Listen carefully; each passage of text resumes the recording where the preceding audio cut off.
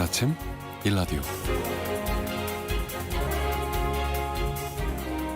안녕하십니까. 오늘 아침 일라디오 아나운서 오승원입니다. 나이 들면서 다들 두려워하는 질병이 치매인데요. 보건복지부가 치매에 대한 지금의 현황 그리고 정책 과제들을 볼 수 있는 2023년 치매 역학조사와 실태조사를 발표했습니다. 조사 결과 65세 이상 노인 인구의 10명 중 1명이 이미 치매를 앓고 있는 것으로 나타났고요. 내년에 치매 환자가 100만 명을 넘어설 것으로 전망이 됐는데요. 긍정적인 신호도 있습니다. 2016년과 비교해보니 치매 유병률이 더 낮아졌는데요. 선진국들처럼 65세 이상의 교육 수준이 높아지고 건강관리가 잘 되면서 이런 유병률은 낮아졌고요. 단, 기억력이나 언어 능력이 떨어지면서 치매 위험이 높아지는 경도인지장애 유병률은 2016년보다 급등한 것으로 나타나기도 했습니다.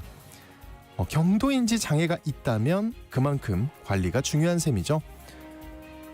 돌봄의 문제와 비용 부담 면에서 정책 과제가 큰데요. 시설이나 병원 등에 입원한 경우에 연 3천만 원이 들고요. 집에서 간병해도 1,700만 원이 드는 것으로 나타났는데요. 치매 환자 중에 가족 없이 홀로 지내는 1인 가구의 비중도 과반수를 넘는다고 합니다. 이런 현실에 맞게 환자와 가족을 돌볼 사회 안전망 강화가 절실해지는데요. 그래도 지나친 불안감보다는요, 건강관리 잘해서 치매 예방 잘 해나가야겠습니다. 3월 13일 목요일 오늘 아침 일라디오 출발합니다.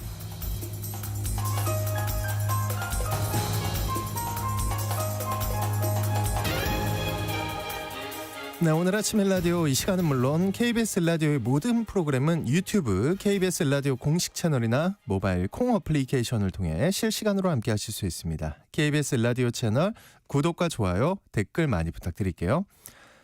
자, 오늘 농수산 이슈 시간에는요, 소비자에게 처음 선보이는 24개월을 기른 한우 고기 소식에 대해 살펴보고요. 또 예술로 떠나는 여행 시간에는 우리 선조들의 향 문화를 찾아 떠나보겠습니다. 또 내 몸 살리는 건강 이야기 시간에는 봄철 무릎 건강 관리법에 대해 알아보겠습니다. 방송에 참여하실 분들은요, 단문 50원, 장문 100원이 드는 유료 문자 샵 9730으로 보내주시기 바랍니다. 유익한 정보와 살아있는 이야기가 있습니다. KBS 오늘 아침 일라디오.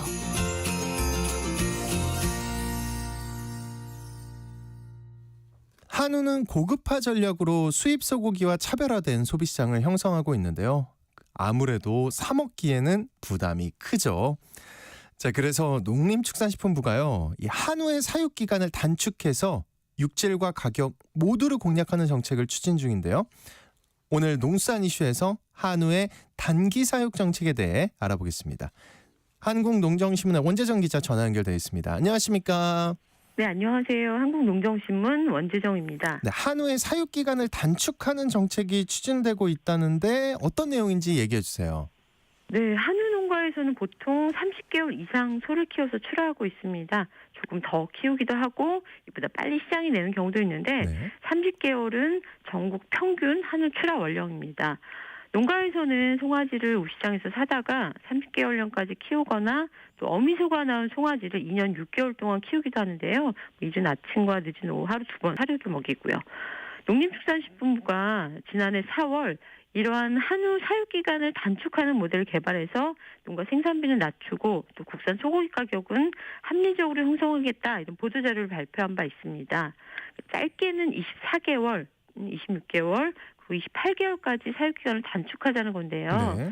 이렇게 사육기간을 단축하면 사료비도 덜 들고 또 소비자 가격도 낮출 수 있으면서 환경에 미치는 좋지 않은 영향들도 줄일 수 있다, 이렇게 밝혔습니다. 네, 그런데 농가에서 지금까지 이 비싼 사료를 먹여가면서 한우를 30개월령까지 키운 이유가 있을 것 같은데요. 네, 한우의 경쟁력은 특유의 감칠맛인데요. 기간을 짧게 해서 키운 것보다 30개월 이상 키우면 실제 고기의 감칠맛을 내는 성분들이 증가한다고 합니다. 그래서 사료비가 더 들더라도 등급을 높게 받는 게 농가 소득 면에서는 유리한 거죠. 지금 이 단기 사용 한우를 지금요 우리가 사 먹을 수 있는 건가요? 네, 지금 뭐 사육 결과를 토대로 경제성 분석도 해봐야 하고 고기의 품질 평가도 해야 하는 중요한 시점인데요. 농식품부와 축산물 품질평가원에서 3월부터 5월까지 농협 하나로마트 양재점에서 이 사육기간 단축 한우고기를 시범 판매 중에 있습니다. 지난 5일 한국농정에서 이 판매장을 취재해봤는데요. 24개월령 혹은 26개월령에 도축된 한우에 등심, 채끝, 부채살 등의 구기용을 비롯해서 불고기감이나 국거리용까지 포장돼 있었습니다. 네, 지금 얘기만 들어도 전 침을 꿀꺽 삼켰는데 이 소비자들의 반응이 궁금한데요. 맛이나 가격에 대한. 네, 그 시범 판매장에는 시식 코너가 있었는데요. 네. 맛을 본 뒤에 바로 구입하는 소비자도 있었고 시식은 했지만 가격표를 꼼꼼히 살핀 뒤에 그래도 비싸다 이런 그래도 반응도 비싸다. 있었습니다. 예. 네. 단기 비육한 한우고기 실제 판매 가격은 등심 1등급이 100g에 1,980원이었고요. 1 플러스 등급이 100g에 13,800원이었거든요. 그러니까 1 플러스 등급으로 한 500g 정도 담긴 한 팩이면 69,000원은 줘야 살 수 있는 가격이었습니다. 이 말씀을 살짝 들어보니까 가격이 기대만큼 그렇게 저렴하지는 않은 것 같아요. 네, 맞습니다. 이날 생산자 단체인 전국 한우협회에서도 참석을 했고 이 전반적인 상황을 면밀히 확인했는데요. 24개월만 키워서 1 플러스 등급을 받으려면 영양이 농축된 사료를 비롯해 뭔가 좀 많이 투입해야 한다 이런 의견을 냈습니다. 네. 즉 사육 기간이 짧아졌다고 하더라도 등급이 높은 한우를 생산하려면 단기간에 생산비가 많이 드는 경우가 생겨서 결과적으로 가격을 낮추는 게 쉽지 않겠다 이런 전망을 했습니다. 현재 한우의 등급이 근내 지방도에 따라서 5단계로 구분하는데요. 1등급이 3가지입니다. 2 플러스, 1 플러스 1등급, 그리고 2등급과 3등급까지 이렇게 5가지인데 예. 현재 사육 기술이 높아져서 한우의 20%만 1등급이라고 합니다. 그러니까 상대적으로 가격이 저렴한 1등급 생산을 이렇게 늘릴 구조를 만들지 않으면 단기 사육 제도가 변줄될 수도 있겠다 이런 우려도 했습니다. 그 육질이나 맛에 대한 전문적인 평가도 좀 필요할 것 같아요. 네, 맞습니다. 이 단기 사육 한우에 대한 평가는 긍정적이었는데 전문가들은 좀 더 객관적인 맛 비교가 필요하다 이런 의견도 제시했습니다. 이게 무슨 말이냐면 현장에서 이 단기 사육 한우만 시식을 했을 뿐 30개월에 도축된 한우까지 이렇게 각각 맛을 보고 비교 평가한 게 아니라고 합니다. 네. 어쨌든 이 시범 판매를 통해서 제시된 한우의 단기 사육 사업이 풀어야 할 과제들이 많은 것 같네요. 네, 정비할 게 많은데요. 네. 이날 판매장에선 우선 표시제에 대한 호감도 조사도 진행을 했습니다. 단기 사육을 뜻하는 영비프라는 영문 라벨을 붙여놓은 거, 그리고 현행 등급과 사육 기간을 함께 표시하는 방식, 또 등급 없이 근내 지방도와 사육 기간만 표시하는 방식, 이렇게 3가지 표시제였는데요. 소비자들은 익숙한 등급제와 사육 기간을 함께 표기한 방식에 가장 많은 스티커를 붙였습니다. 네. 그래도 뭐 가장 중요한 건 정부가 애초에 목표로 삼은 생산비 절감, 가격과 맛에 대한 보장 과제 이게 아닐까 생각됩니다. 네, 맛과 가격을 모두 잡는 또 소비자도 생산자도 좋을 사업으로 성공하기를 기대해 봐야겠습니다. 자, 지금까지 농산 이슈 원재정 기자님과 함께했습니다. 오늘 말씀 고맙습니다. 네, 고맙습니다.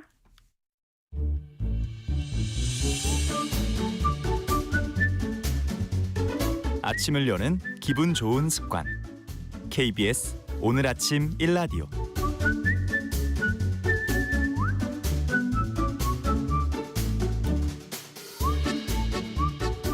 전통의 멋과 맛을 느낄 수 있는 예술로 떠나는 여행 시간입니다. 모던한의 조인선 대표님과 함께합니다. 어서 오십시오. 안녕하세요. 네, 오늘 어떤 이야기 들려주시나요? 이제 진짜 봄이 성큼 다가온 것 같아요. 아, 그래요? 전 미세먼지를 좀 느꼈어요. 미세먼지가 있긴 봄은 하지만 좋은데. 예. 그래서 겨우내 옷장에 들어있던 이제 봄 옷들을 다시 꺼내보려니까 네.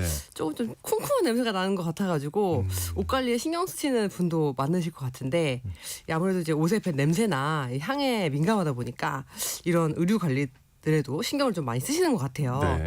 그래서 이제 우리 선조들께서도 그런데 향에 굉장히 또 민감하셨다고. 향기에. 네. 그래요. 그래서 예. 오늘은 우리 선조들의 향 향기 문화로 떠나보는 시간을 가져볼까 합니다. 사실 저는 네. 선조들의 향기, 이 향문화에 대해서 들어본 적이 없는 것 같은데 왠지 이제 네. 향수나 방향제 이런 네. 거는 우리 게 아닌 것 같고 그렇죠. 예, 그런 느낌이라 그랬던 것 같아요. 근데 사실 시작은 서양이었지만 또 이 아시아권에서는 또 독창적인 또 향 문화가 또 잘 계승이 되었는데요.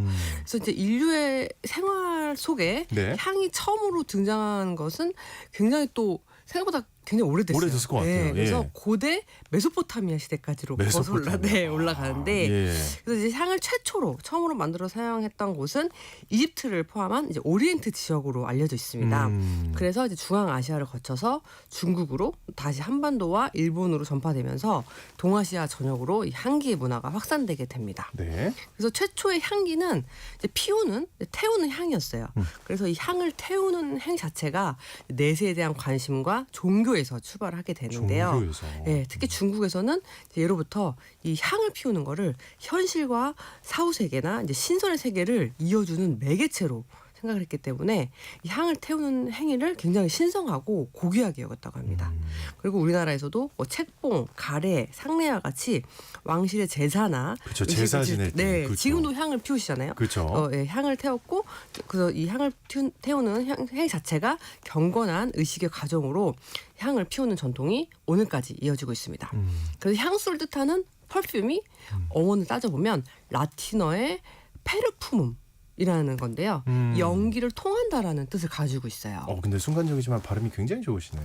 퍼퓸? 감사합니다. 하실 줄은 몰랐는데.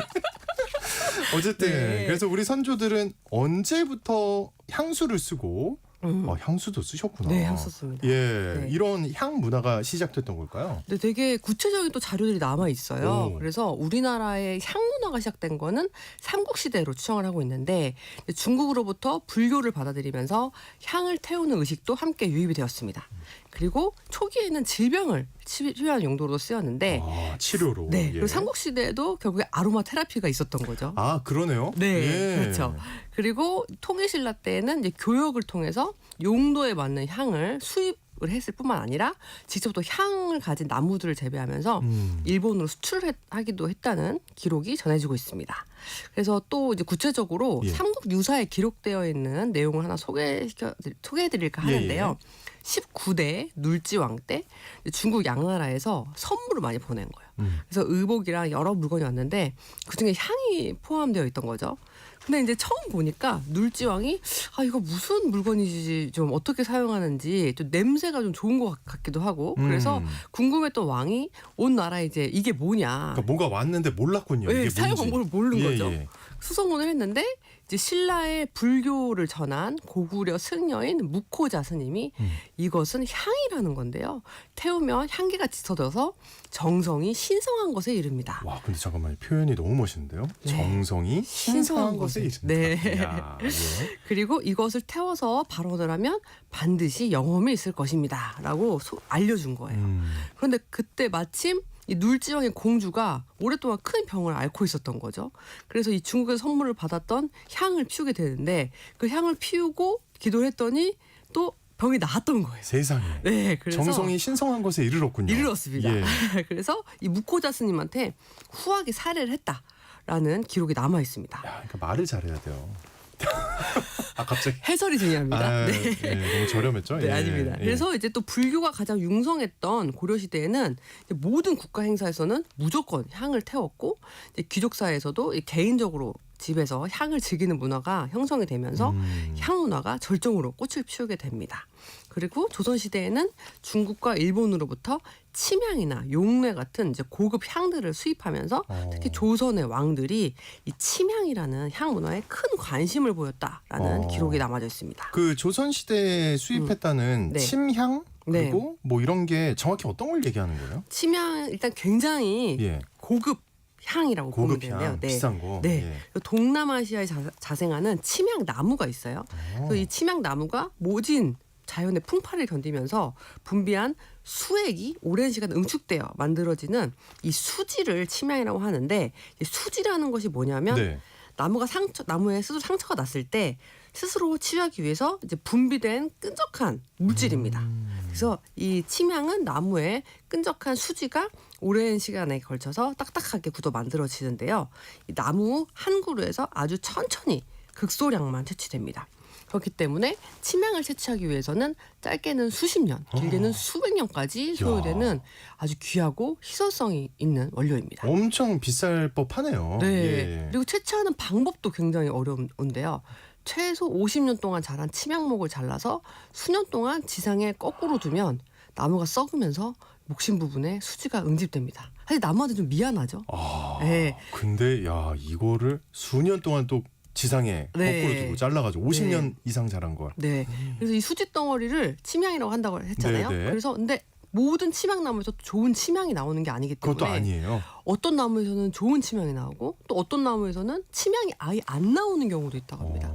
그래서 당연히 이제 오래된 침향나무일수록 좋은 침향이 나올 확률이 높겠죠. 네. 그렇기 때문에 이제 침향은 옛날부터 이제 귀한 원료로 황실과 귀족들이 주로 사용했고 이 침향의 좋은 효능이 알려지면서 동의보감이나 본초광목, 본초연희 등의 주요 의학 문헌에서도 침향은 특별하게 활용한 귀한 소재이자 약재로도 기록이 되어 있습니다. 이렇게 그 말로만 들어도 네. 엄청나게 만들기 어렵고 네. 비쌀 것 같아요. 네. 그 실제로 세계 3대 향 중에 하나가 이 침향이라고 네, 맞습니다. 한다면서요. 네. 처음 알았는데 네.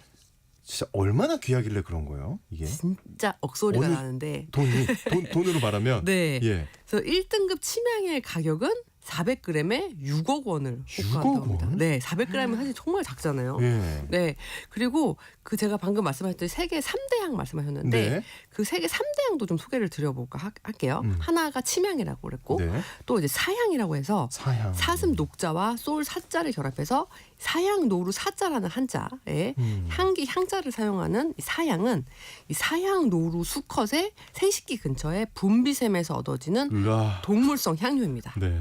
근데 재밌는 것은 이 사향이 원래 이제 암컷 노루를 유혹하기 위해서 이 사향이 분비되는 물질인데요. 그래서 이 예전에는 이성을 유혹하는 매혹적인 향으로 이 사향을 예. 생각을 해서 기생들이나 궁주 여인들이 이 사향을 애용했다고 합니다.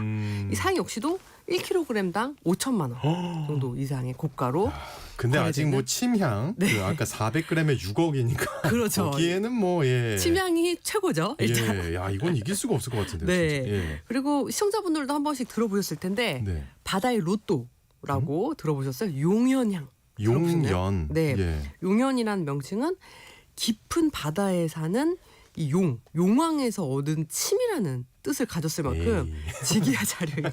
그러니까 그만큼 귀하다. 그만큼 귀하다. 예. 네. 근데 이 용연향의 주성분은 놀랍게도 향유고래의 토사물입니다. 와 이거 어떻게 구해요 이건? 이게 어. 제일 어려울 것 같은데요. 향- 그냥 언뜻 듣기에. 네, 향유고래가 고래 만나기도 어려운데. 맞아요. 그것도 고래가 향유고래. 토한 거를. 네. 예. 그래서 이 향유고래가 이제 먹은 이제 음식 중에 대왕 오징어 같은 등 오징어 껍데기 같은 예, 예. 이제 소화되지 못하고 이제 토해내는 거죠.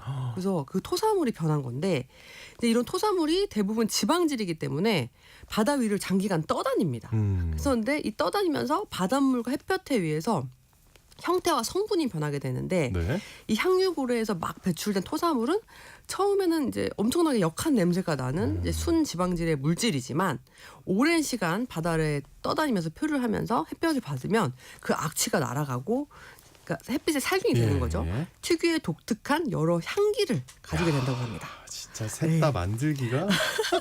근데 야 이거는. 예. 이 향유고래도 향유고래가 다 토한 게 다 되는 게 아니에요. 수컷 향유고래에서만 네, 까다롭다. 나고 이 수컷 향유고래 100마리 중에 한 마리 정도만이 이 용연향의 원료가 되는 물질을 또 토해내기 때문에 이 또한 아주 신기한 원료일 수밖에 100마리 없는 잠깐만요. 이제 정리해 보면 수컷 향이오 고래 네. 100마리 중 네. 거기서 단 한 마리만 네. 토하는데 그거를 어떻게 시간이 오래 지나고 이렇게 저렇게 돼서 네. 겨우 채취를 해야 이거잖아요. 그렇죠. 또 뭐 구름이 끼거나 그래서 햇빛을 못 받으면 또 좋은 용연향이 될 수가 없는 거죠. 우리 경화님이 네. 침향 구입해 볼까 지금 인터넷 검색했는데 안 돼요. 괜찮아요. 절대 안 돼요. 1등급 안 사시면 너무 됩니다. 그거 등급이 여러 가지가 예, 있어요. 어쨌든 경화님은 너무 비싸서 포기했다고. 예, 잘하셨습니다. 400g에 6억 네. 무슨 말인가요 이게? 근데 요즘은 이제 네. 향수나 향 관련 제품들이 워낙 네. 다양하잖아요. 네. 과거에도 향수의 종류가 많았나요? 그렇지는 않았을 것 같은데. 많았습니다. 많았어요 또? 굉장히 또 적재적소에 쓰는 향들이 달랐어요. 우리 선조들께서 향에 진심이셨던 거죠. 네. 그래서 종류가 굉장히 또 다양했는데 몇 가지만 좀 소개를 해드리자면 네. 조선시대에도 이 고체 향수가 있었습니다. 고체 향수. 네, 그래서 이걸 예. 향낭이라 그러는데 천으로 만든 작은 주머니 안에 향긋한 이제 사향과 백단향, 계피, 정향 등의 향긋한 약재를 넣어가지고 허리춤이나 옷깃, 베개에 달아가지고 향을 즐겼습니다. 네. 그래서 이런 향은 이제 굉장히 우디한 향인 거죠. 그래서 은은하게 오래 지속할 수 있어서 이제 왕족과 양반과 여성들이 애용했고 또 단순히 향기뿐만 아니라 이제 부적의 역할까지도 그래요? 하면서 나쁜 기운을 쫓는 용도로 사용해서 그렇게 이제 믿었다는 거죠. 그렇죠. 예, 예. 궁중 왕비부터 평민까지 이제 가장 널리 사용된 향수 중에 하나가 바로 이 고체 향수인 향낭입니다. 근데 언제 이렇게 들으니까 되게 귀엽다는 느낌이 드네요. 이렇게 작은 주머니에 그렇죠. 이렇게 들고 다녔다. 나무 조각 같은 거를 넣어갖고 세상에. 다녔던 거죠. 예. 응. 그리고 또 딴 거 뭐 있나요? 네. 예. 아로마 오일도 있었습니다. 오일도. 네, 그래서 향류라 그래가지고 아까 말씀드린 사향, 용연향, 백단향, 계피, 정향 등을 천연 향료로 기름을 쫙 빼서 몸에 바르거나 옷에 문질러서 사용을 했는데 이 향료는 향로, 금동, 백제, 대향로 향로? 이런 거 아시죠? 들어보셨죠? 금동, 백제, 대향로 이런 거. 예, 향로. 들어봤죠, 네. 들어봤죠. 예. 그걸 향로에 넣고 태워서 방 안을 네, 맞습니다. 금으로 된 그릇같이 생긴 거 아니에요? 왕관처럼 예, 예, 예. 생긴 거. 예. 그래서 방 안을 향기롭게 유지했습니다. 지금으로 따지면 디퓨저인 거죠. 똑같네요. 네, 그래서 왕과 왕실에서는 손님 맞이할 때 이 방에 향을 피우는 것이 예의라고 해서 방마다 이 향과 향료와 향로를 구비했습니다. 네. 네. 그리고 바디 미스트도 있었어요. 다 있었네요. 예. 향유라 그래서 향이 강한 식물에서 추출한 기름, 뭐 장미유나 백단한유를 피부에 뿌렸습니다. 특히 겨울철 피부 보호와 향기 유지를 위해서 사용했고 왕과 왕비 그리고 목욕 후에 궁녀들은 왕과 왕비에게 이 향유를 꼭 뿌려줬다고 합니다. 그래요. 네. 예. 그리고 옷장에 넣는 디퓨저도 있었어요. 다 있었네요. 예. 목향이라 그래서 목향. 네, 백단향이나 침향 같은 향기가 좋은 나무를 잘라서 이제 옷장 안에 넣어두고 은은한 향을 오랫동안 유지했습니다. 그리고 또 이런 목향은 곰팡이를 방지하고 또 이제 옷에 좋은 향을 유지하는 용도로 이제 주로 좋은 옷을 옷 옆에다가 두고 사용했다고 전해지고 있습니다. 네. 네. 진짜 오늘 들어보니까 우리 선조들도 다양하게 향을 만들어 네. 썼는데, 근데 우리는 네. 어떻게 보면 왜 이렇게 향에 민감한 걸까요? 그냥 신체적으로. 예. 이 후각이 기억과 감정을 담당하는 변연계. 이 변연계가 뭐냐면 뇌 속의 대뇌피질과 관내 사이의 경계에 위치한 뇌 한 부분을 말하는데요. 이 변연계와 관계가 있기 때문입니다. 이 후각은 인간의 오감 중에서 유일하게 변연계와 직접 연결이 됩니다. 네. 그래서 변연계는 해마와 편도체를 포함하고 있어서 이 향기를 통해서 변연계가 활성화되면서 이제 특정한 기억과 감정을 불러일으키게 된다고. 향기랑 네. 굉장히 관련이 있네요. 그렇죠. 예, 예, 예. 네. 기억이랑. 네, 그리고 또 어떤 특정 향은 신체 내에 화학 반응을 일으키기도 하는데 이 특정 향을 맡으면 도파민이나 세로토닌, 옥시토닌 같은 신경 전달 물질의 분비를 자극합니다. 예를 들어서 레몬과 유자 같은 시트러스 계열 향은 네. 도파민 분비를 자극해서 활력을 불어넣어주고요. 오. 라벤더와 바닐라 계열은 세로토닌 분비를 자극해서 안정감을 줍니다. 네. 네, 그리고 향기는 이 다른 감각보다도 강렬한 기억과 감정에 각인을 남기는 감각적인 연관성이 있는데요.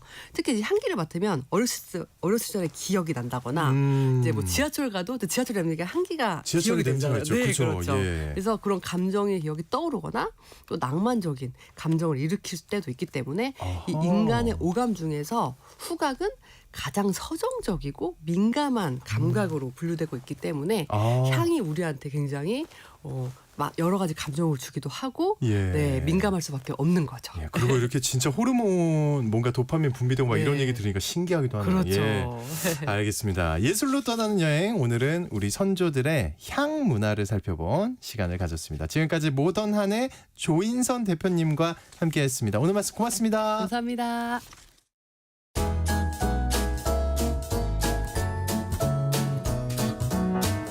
상쾌한 하루의 시작. KBS 오늘 아침 일라디오.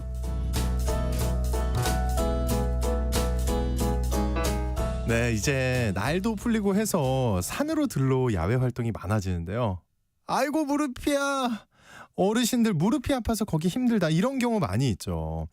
이 봄에는 일교차가 크고 기압과 습도 변화가 심해서 관절 통증이 악화될 수 있다고 하는데요. 오늘은 이 봄철 무릎 관절염 건강에 대해 말씀 들어보겠습니다. 매주 주말에 내 몸 살리는 건강 이야기를 함께하고 있는 가정의학과 전문의 신동헌 원장님이 직접 나오셨습니다. 어서 오십시오. 네, 안녕하세요.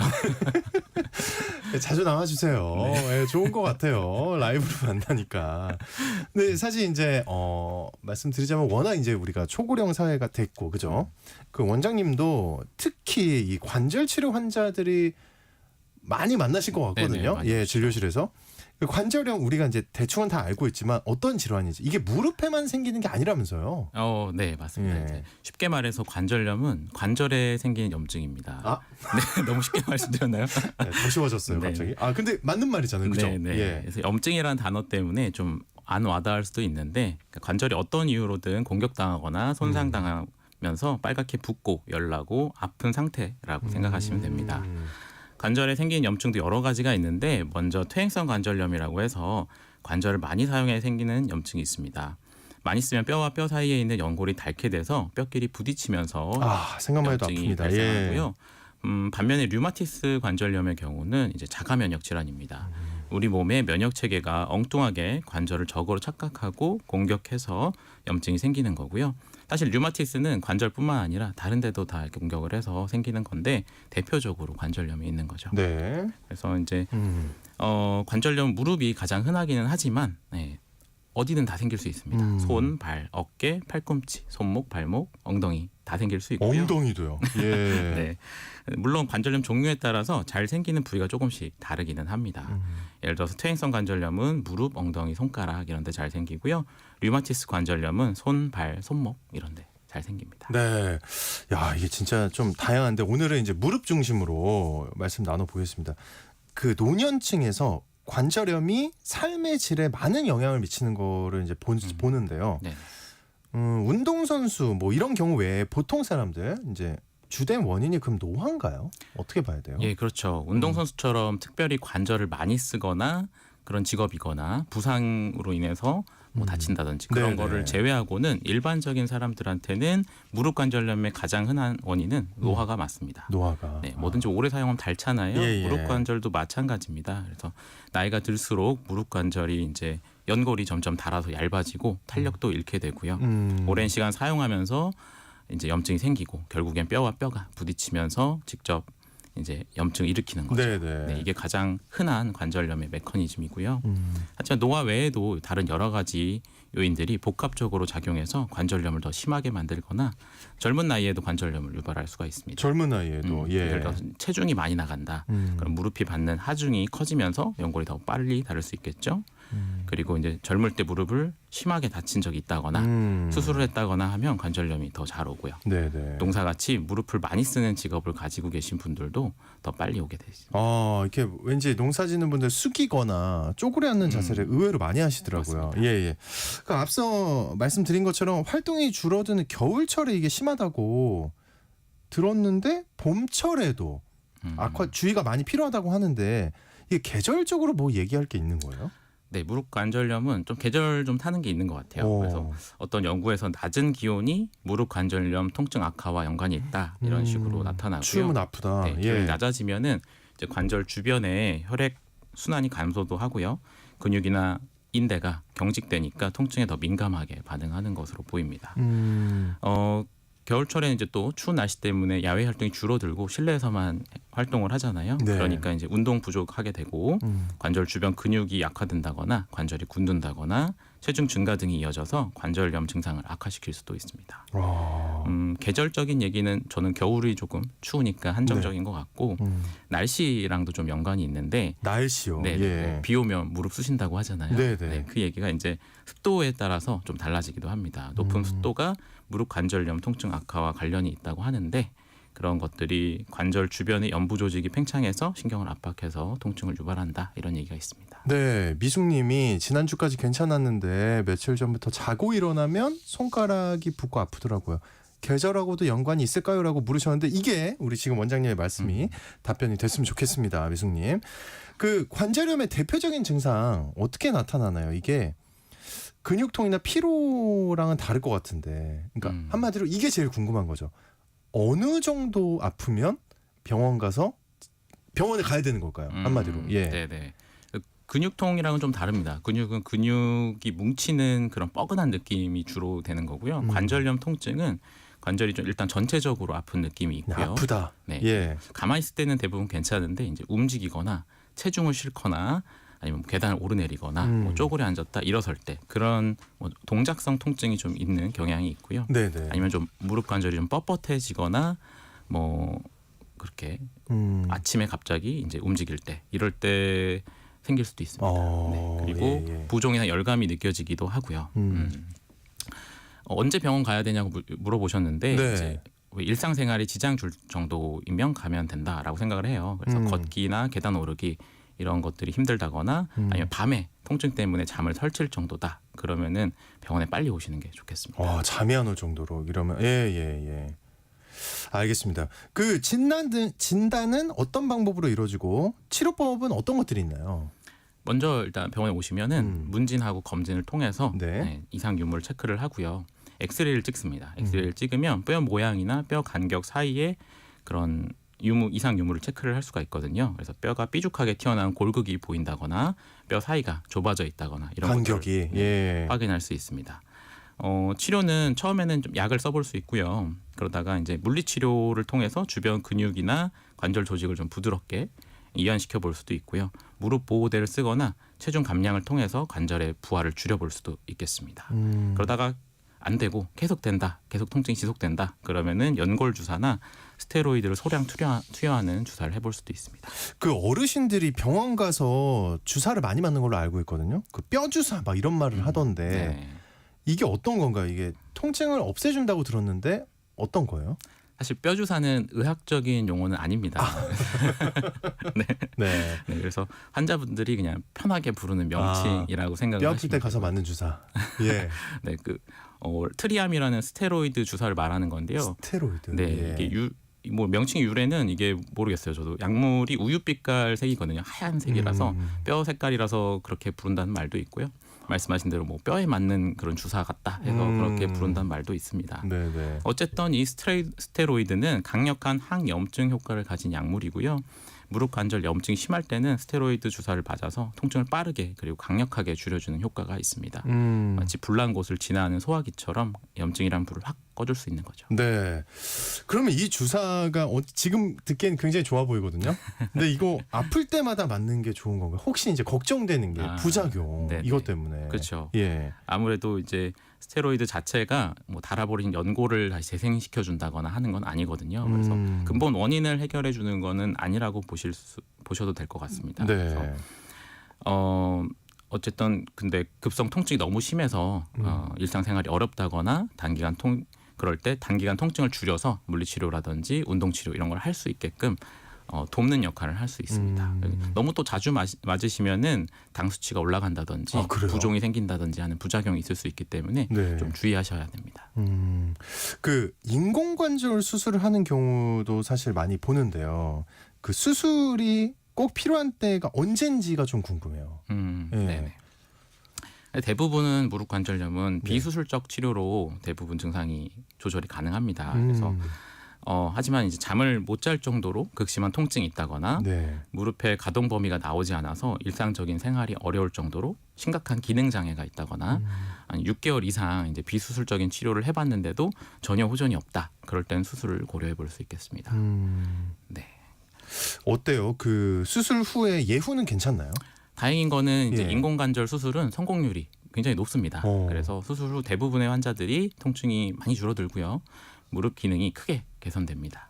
네, 그래서 수술 전에는 걷기 힘들어하셨던 분들도 수술 후에는 통증 없이 걷고 계단 오르내리고 이런 일상생활을 다시 잘 할 수 있게 됩니다. 아이고 여기까지 얘기 들어서 너무 고마운 수술이네요. 예. 그리고 예후가 좋다니까 네네. 또 마음이 좀 안심이 되고요.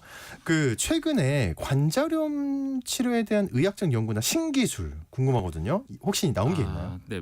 예. 요새 또 뭐 얘기 나오는 건 줄기세포 치료. 줄기세포? 네. 예. 많이 들어보셨을 것 같은데 줄기세포는 일종의 만능 세포죠. 그래서 어떤 조직으로도 분화할 수 있기 때문에 이걸 채취해서 넣어주면 손상된 조직을 재생시키는 능력으로 이제 연골 재생을 유도하는 그런 방법입니다.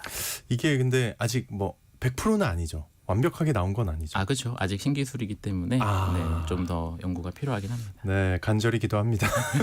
줄기세포 성공해야 됩니다. 네. 그 어르신들이나 뭐 운동선수나 직장인, 그러니까 뭐 나이나 직업군에 따라서 관절 건강을 지키는 방법이 조금씩 다를 것 같거든요. 어떻게 좀 치료나 관리를 해나가면 좋을까요? 네, 뭐 다르겠죠 당연히. 예, 그래서 예. 어르신들은 퇴행성 관절염 발병률이 높고요. 관절 건강이 삶의 질에 직접적인 영향을 미치기 때문에 통증 관리, 기능 유지, 낙상 예방에 초점을 맞춘 관리가 필요합니다. 그래서 저강도 운동을 꾸준히 하시는 게 좋은데요. 꾸준히. 예. 네, 걷기, 수영, 아쿠아로빅, 실내 자전거 이런 것들을 관절에 부담이 적은 유산소 운동을 꾸준히 하시는 게 좋습니다. 그리고 꼭 가벼운 스트레칭을 같이 해주시면 더 좋고요. 네네. 네, 운동 전후에 준비 운동과 마무리 운동을 해주시면 그렇죠. 좋겠습니다. 무조건이죠 이거는. 예. 네, 반면 이제 운동 선수들은 잦은 훈련과 경기, 뭐 격렬한 움직임 이런 것들로 관절 부상 위험이 높거든요. 그래서 이런 것에 좀 초점을 맞춰서 부상 예방이라든지 재활, 기능 회복 이런 치료를 하시면 좋을 것 같습니다. 정확하게 운동 자세를 익히고 무리한 동작은 피하시는 게 필요할 것 같습니다. 네. 그 제일 궁금한 게 또 이겁니다. 등산 진짜 많이 하시거든요. 네네. 우리 어르신들이. 그리고 마라톤도 요즘 인기라 젊은 사람 뭐 남녀 불문 노소 할 것 없이 다 요즘 많이 뛰는데 이런 운동은 어떨까요? 네, 단도직입적으로 말씀드리면 무릎 관절염 환자분들께 뭐 등산이나 마라톤 이런 거는 독이 될 가능성이 독이다. 무릎 네. 관절염 환자분들에게 그렇죠? 네네. 예. 그래서 등산 먼저 좀 말씀드려 보면은 오르막길은 체중이 몇 배가 되는 하중이 무릎에 집중이 되고요. 내리막길은 더 안 좋은데요. 그래서 무릎 관절의 체중 부하를 흡수하는 과정에서 충격이 고스란히 전달됩니다. 특히 연골이나 연골판에 무리가 가서 관절염 증상을 악화시킬 수 있습니다. 등산 정말 좋아하시는 분들은 초보자 코스나 완만한 경사의 짧은 등산 코스를 1시간 이내로만 좀 해주시고요. 네, 네. 등산 스틱과 무릎 보호대를 꼭 사용해 주시고 스트레칭과 준비 운동을 꼭 해주시면 좋을 것 같고요. 마라톤도 무릎에 좋지 않은데 아 그래요. 네. 예, 왠지 그럴 것 같긴 해요. 계속 뛰는 거잖아요. 그렇죠. 그리고 아스팔트라든지 이런 쿵쿵 그러면서 이런 하중이 무릎이 반복적으로 받게 되는데 그런 것들이 연골 손상을 가속화시키고 만약에요 마라톤 하는데 신발을 진짜 좋은 거 신었어요. 그래도 좀 그렇습니까? 그래도 뭐 체중이 뭐 많이 분산될 수는 실리니까. 있겠지만 네. 워낙 알겠습니다. 많이 들어가는 아쉽네요. 운동이기 때문에 조심하셔야 되고요. 차라리 이런 것보다는 관절에 무리가 적으면서 근력 강화에 도움이 되는 운동이 훨씬 좋습니다. 그래서 아까 말씀드린 대로 가볍게 걷기, 수영, 아쿠아로빅, 실내 자전거 이 정도 생각하시면 좋아요. 만약에 물 싫어하는 사람이면 진짜 실내 자전거밖에 없어가지고. 알겠습니다. 끝으로 이제 간단하게 혹시 주의해야 할 동작이나 자세 있으면 하나만 알려주세요. 조심해야 될 거. 네, 일단은 쪼그려 앉기, 알겠습니다. 아니면 무릎 꿇기 이런 네. 것들이 무릎에 절대 안 제일 안 좋다. 좋거든요. 네, 예. 그래서 네. 알겠습니다. 활동이 많아지는 시기니까 특히 어르신분들 무릎 건강 관리 잘하셨으면 좋겠습니다. 내 몸 살리는 건강 이야기 지금까지 가정의학과 전문의 신동헌 원장님과 함께했습니다. 오늘 말씀 고맙습니다. 네, 감사합니다. 네, 우리 재정님이 2019년부터 1년 365일 매일 꼬박꼬박 듣는데 아이고 오늘 아침 라디오가 재밌고 유익한 프로그램이라고 감사합니다. 예, 더 열심히 하겠습니다. 오늘이 또 2주년이거든요. 저희 제작진과 제가 진행한 지 아주 의미 있는 내용이 아닐까 감사합니다. 자, 오늘 황사까지 유입돼서 대기질이 매우 좋지 않습니다. 마스크 꼭 챙기시고요. 전 내일 다시 돌아올게요.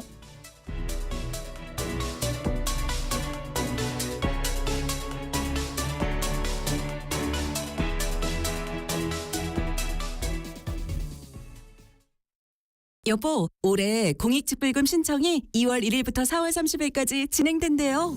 2월 1일부터 2월 28일까지는 지난해와 변동사항이 없는 농업인을 대상으로 휴대폰으로 신청하도록 문자가 온다고 하네요.